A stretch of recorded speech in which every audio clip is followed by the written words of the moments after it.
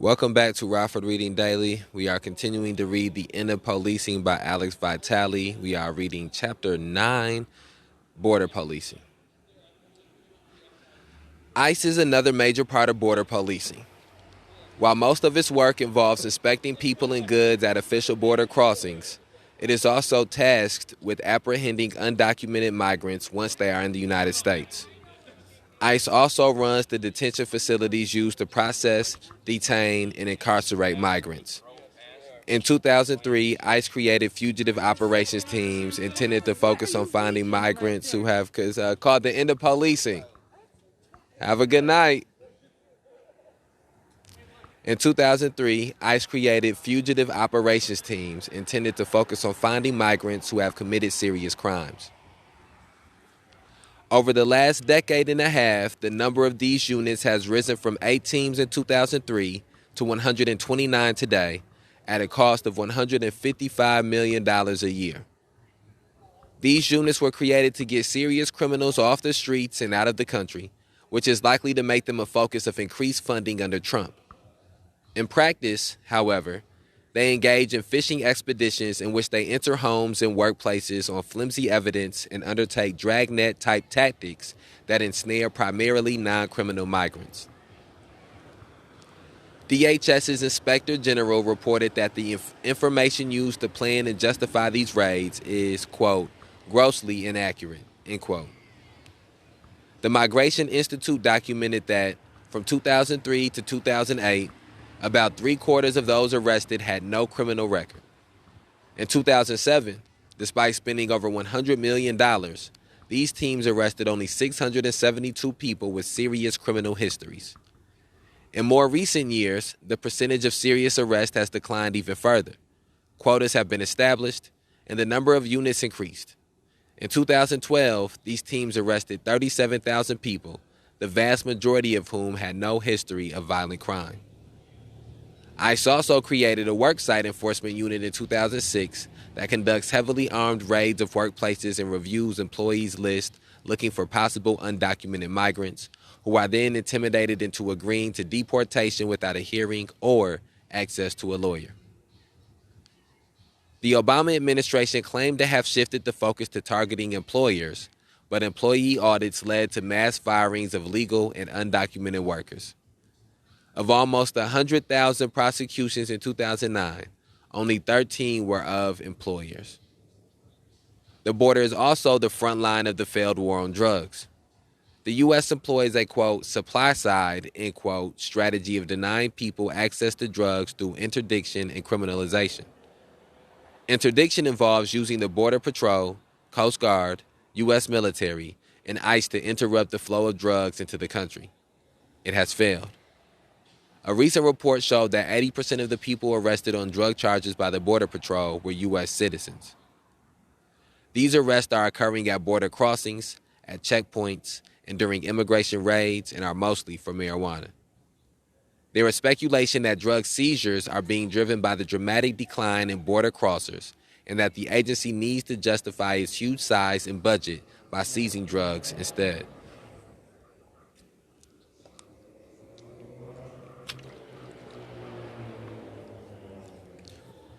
The massive enforcement buildup has made the border a much more dangerous place.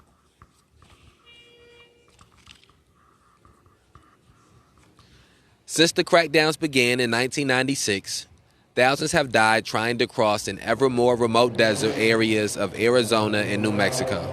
Let me let this car go by. Hold on one second. All right, we outside, y'all. Sorry about that. We outside. Okay. In some years, as many as 500 people die of heat, exposure, and dehydration. They must rely on the criminal underworld of, quote, coyotes, end quote, who charge thousands of dollars to facilitate passage, but often fail to deliver, and in some cases kidnap, rape, and kill those who pay them. Migrants in these circumstances are more likely to be coerced into carrying drugs. In many places, a trip through the desert on foot can last days and require more water than a person can carry by hand. Some individuals and organizations have set up water stations along the border, only to see them sabotaged by anti-immigrant vigilantes.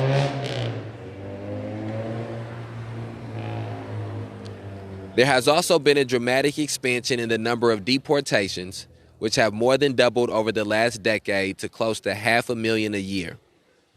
Barack Obama deported more people than all previous presidents combined. In the past, the government was reluctant to break up immigrant families if a member of the family was a U.S. citizen. In fact, family reunification was one of the major sources of legal immigration in the post-war period, in keeping with the ideology that immigrants involved with family life are more likely to adjust to American culture and values. Now, we routinely tear families apart in truly heartless ways. There are currently more than 5,000 children in foster care whose parents have been deported without them. Young adults who came to the U.S. as very young children have been deported alone to countries that are totally alien to them, where they have few, if any, family connections, and in some cases, don't even speak the local language. Many of these people are deported to Central America, where they end up in homeless shelters or sleep on the streets and often fall in with criminal gangs. This tragedy is compounded by the fact that many of these young people and their families fled Central America to avoid the violence of drug gangs in the first place, and, as noted in the previous chapter, U.S. deportations played a major role in the expansion of such gangs in the first place. Many new deportees are forced either to join with these criminal enterprises or be victimized by them. Since some fled to avoid such a choice in the first place, they too often become victims in the failed U.S. politics of immigration suppression. In July 2016, 25 U.S. senators asked President Obama to stop deporting people fleeing the violence in that region, citing 84 documented cases since 2014 of people being killed after being deported, primarily in El Salvador, Honduras, and Guatemala. As Senator Edward Markey of Massachusetts put it, quote, "We should not be sending families back to situations where they can be killed. That's just un-American," end quote. And I think I want to reflect there. I think that that is actually very American. And that's one of the things that's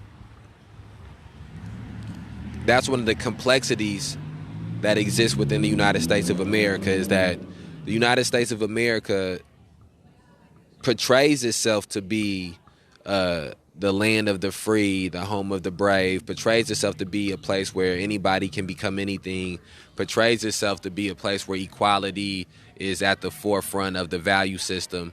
But when you live within this country, you see how untrue that is. You see how the things that this country portrays itself to be is not the characters that it exhibits on a day-to-day basis.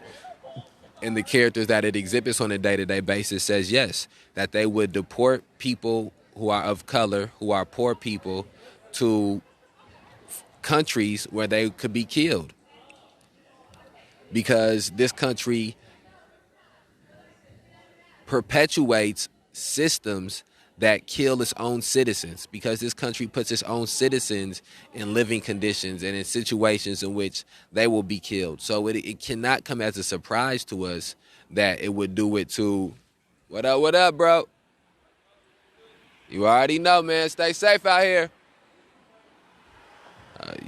So it's no surprise that it would put citizens of another country in that situation. And I think that it is important to note that that is hypocritical, because everybody who is a citizen of this country is an immigrant in some type of a way. There are very few people, except for indigenous people in this country, people who are maybe in the Mexican region, where that can trace their roots back, to before colonialization. But the vast majority of us who are in this country living right now, we got here through some type of quote-unquote immigration process, whether it was through being brought here unwillingly, through slavery, through whether it be your immigrants coming over or your ancestors coming over and immigrating here from Europe or from Asia. No matter what time period it was, this is not a country where the vast majority of the people who are living on it can trace their roots, their descendants to it. And so it's the ultimate definition of the pot calling the kettle black, or throwing stones when you live in a glass house. And so to see the way that these people are treated, when all of when the people who they have statues of here and who they have championed here came here as immigrants. It just shows the hypocrisy that exists within the country. And then also, I think that this chapter does a very good job of speaking about current issues in policing a little more than some of these other chapters. A lot of these other chapters, the thing that they contributed the most was some of the historical precedents that existed in those institutions or those forms of policing. And in this, with border policing, because it is something that, as of recent, has a heavier emphasis on it, we hear about some of the things that the current president at the time, Obama, who is now 2 presidents removed, but some of the things that he was directly involved in when it came to contributing to the police terrorism around the border policing. And I think that that is good for people. It's good to be able to articulate how there is not a single president who has not contributed to some of these inhumane cycles and oppressive, exploitative cycles that exist in our country, because being part of the political system puts you in a position where it's your job to continue it. It's your job to maintain the status quo in some sense. And so Barack Obama is not removed from that. And I think that that's one of the things that people who struggle against police terrorism, mass incarceration, and racial injustice must begin to understand and communicate and articulate, is that we are not people of a party. Being a Democrat does not mean we agree with you. Just being a Republican does not mean we agree with you. That we are worrying about the issues of humanity, of human issues. And it's at that point, when we start to put the needle there, that you will see Republicans and Democrats and different people who are running for office begin to add humanity to their platforms more often. But as long as things like law and order, as long as things like concepts like illegal aliens and building walls, as long as those type of, it's a specific word I'm looking for. As long as that type of divisive language is being used in politics, and dehumanizing language is being used in politics, we will never see either of these parties become closer to empathetic, or closer to empathy, or closer to humaneness, which is what people who are on the margins of the society need.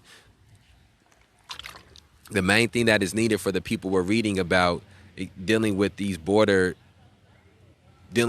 police is to be dealing with a system, to be dealing with countries, organizations, institutions that view them as humans first, and view them as immigrants second, or view them as refugees second.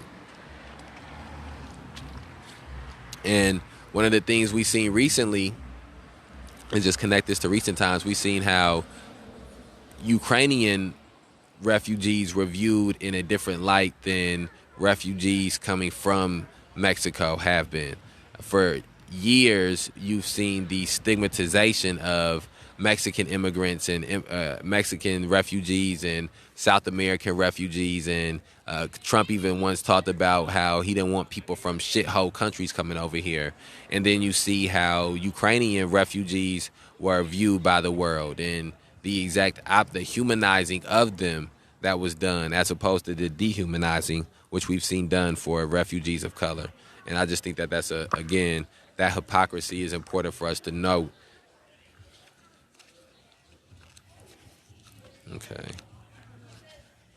Let's find our spot. Let's gotta find where we left off at.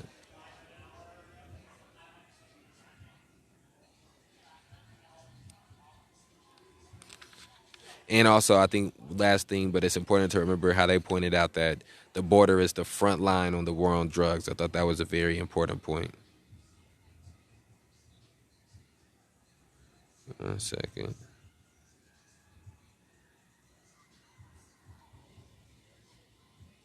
Okay, got our spot.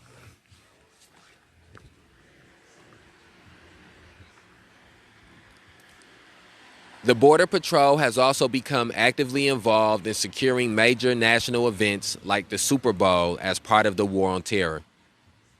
Todd Miller describes how agents provide high visibility and high-tech security at such events and simultaneously fan out to bus and train stations to conduct intensive immigration checks of travelers who are completely disconnected from such events, much less international terrorism.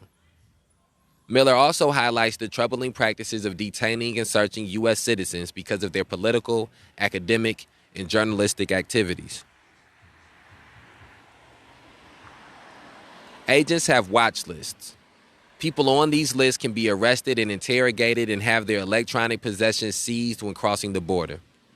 The journalist and filmmaker Laura Poitras was detained multiple times after she worked with whistleblower Edward Snowden and produced a film called My Country, which criticizes U.S. policy in the Middle East. American scholars of Islam in the Middle East have been accused of terrorism, detained without lawyers, and had their personal and electronic possessions searched and seized without a warrant. In none of these cases was there any question about their citizenship.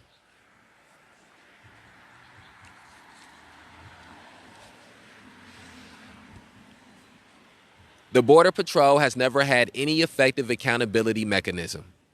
While it is technically subject to internal investigations and congressional oversight, prosecutions and disciplining of officers are rare. In May 2010, Mexican national Ignacio Hernandez Rojas died in Border Patrol custody after resisting officers at the San Ysidro crossing.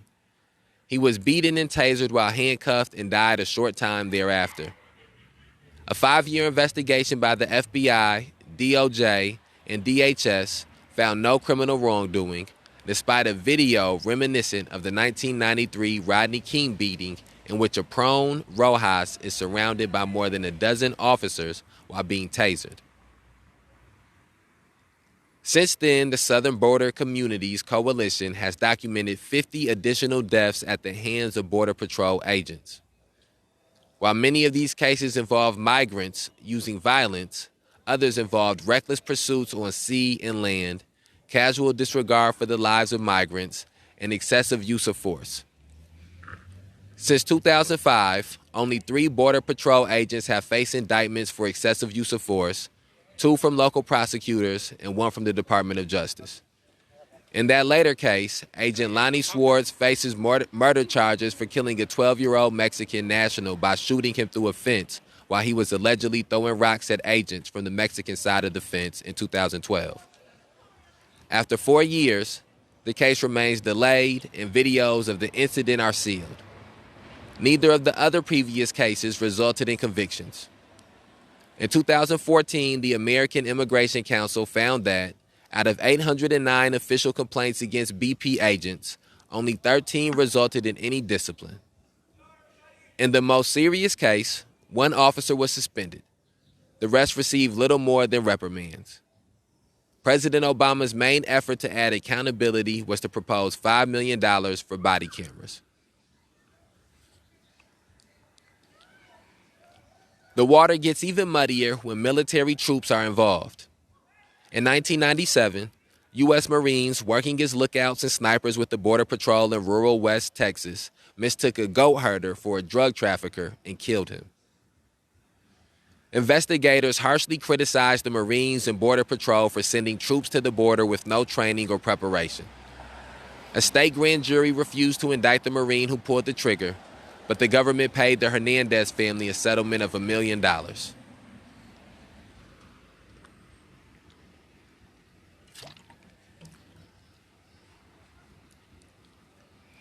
For decades, National Guard troops have played a variety of support roles along the border, from building roads to staffing radar stations and providing lighting. None have been involved in fatal incidents because they're not involved in direct border enforcement or law enforcement tasks. This is changing, however. In 2014, then Governor Rick Perry ordered the Texas National Guard to the border at a cost of $12 million a month to, quote, enforce state law, end quote. This involved thousands of heavily armed troops with little or no civilian law enforcement training in domestic law enforcement operations. This seems to contravene the spirit, if not the letter, of the Posse Comitatus Act, which outlaws the use of the military for domestic law enforcement. Texas Governor Greg Abbott recently reauthorized the deployment as a, quote, deterrent, end quote, to potential migrants and drug smugglers. But many local officials rankle at the militarization of the border and the criminalization of migrants. According to Hidalgo County Judge Ramon Garcia, quote, there is no public safety crisis here. These are not drug dealers. These are not terrorists. These are human beings looking for something better than what they had, end quote. Low-level misuse of funds and corruption remain a problem. Since 2003, the DHS has been increasingly pulling local police into the job of border enforcement. While 287G asked for police cooperation in identifying criminal aliens, Operation Stone Garden directly subsidized local police to undertake a variety of border enforcement activities, including money for overtime pay and special equipment for drug raids, pursuing suspected illegal migrants, and patrolling the border. There has been almost no oversight of how the money is spent.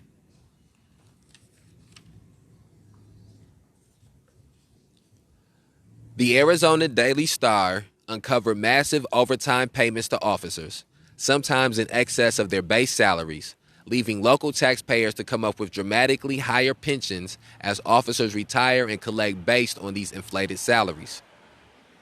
A growing chorus of right-wing politicians has championed high and low-tech ways of closing the border. We are familiar with Donald Trump's exhortations to, quote, build a wall, end quote, but this is not new. The U.S. government has been trying to build a wall along the southern border for many decades and has little to show for it, other than massive fiscal profligacy, and the deaths of migrants pushed into ever harsher and more remote terrains.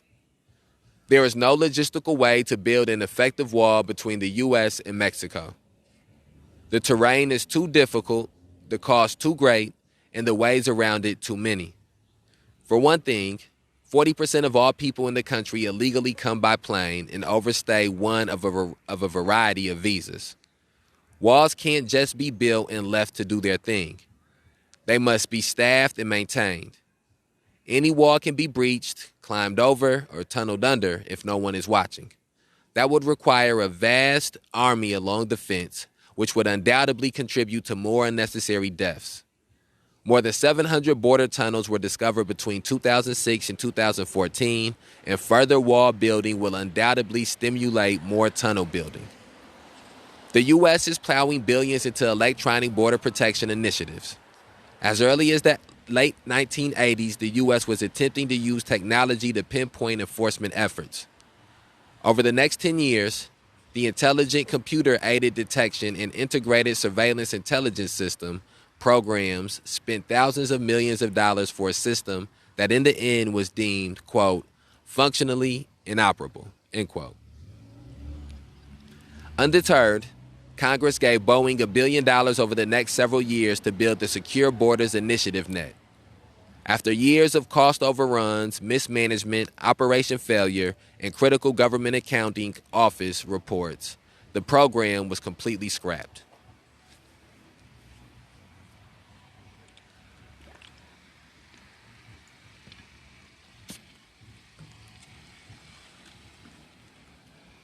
In the wake of 9/11, funding for such initiatives became widely available. Hundreds of millions have been spent on sensors that measure ground vibrations, infrared movement, and sounds of human activity to alert Border Patrol units that someone may be crossing. Much of this technology is ineffective. Even when it works, units must be available to respond. Additionally, the U.S. is using large numbers of planes, helicopters, and drones to patrol the border and has experimented with balloons to search for unauthorized aircraft crossings, though occasionally some break free from their tethers and cause extensive damage. And that brings us to the changing of the theme within this chapter. And we'll do a reflection and then we'll end this episode and we'll begin reforms on the next episode. We'll finish this chapter up on the next episode. So, man, it's a lot. I think I want to say this. Each one of these chapters that are in here deserves, and I'm sure that they do, have their own books. Like we need to, and I have taken the time to read different books and different pieces of literature, listen to different speeches, watch different documentaries that are about each one of these different sections of policing, because Alex Vitale does a good job of giving you like a synopsis of it, but there are so many aspects to all of these different forms of policing that you just need to have more information on. And that's sort of what stands out to me initially, is that this is just so much information about border policing that this is the second time that I have read this. And even though the overall idea that border policing is something that was negative and something that was having a disproportionately negative impact on people of color was something that I got away from this the first time I read it. The fact that each one of these sections in here details a story of how somebody loses their life at the hands of these the neglect that exists in these different forms of policing. And so that's another thing that stuck with me, is that people were losing their lives because of the way that border policing was being done. And then also, again, the amount of money that is being spent on policing the border, and the different ways that money could be spent that would strike at dealing with the root of as to why people are trying to flee where they're from. And again, the natural racial component that exists in all of these different policies and procedures and ideologies that we're reading about here, I think is important. And again, the constant usurping of people's constitutional rights that we see these different forms of policing enacting, and I just think that those are all things that we have to be able to articulate and communicate about, because those are some of the most hypocritical parts of the institution of policing. All right, so share this on whatever platform you're listening to it on. We will be back tomorrow with another episode of Rockford Reading Daily. Sorry, that last little synopsis was a little rough, or that last little wrap-up was a little rough. We'll be back tomorrow with another episode of The End of Policing. We will finish Chapter 9, Border Policing, and I think after that we'll have about 2 chapters left in the book, The End of Policing, before we're all done. All right. We put these episodes out on a daily basis to provide people the opportunity to begin and further their journey in the struggle to end police terrorism, mass incarceration, and racial injustice. We outside. I'm going to holler at you tomorrow.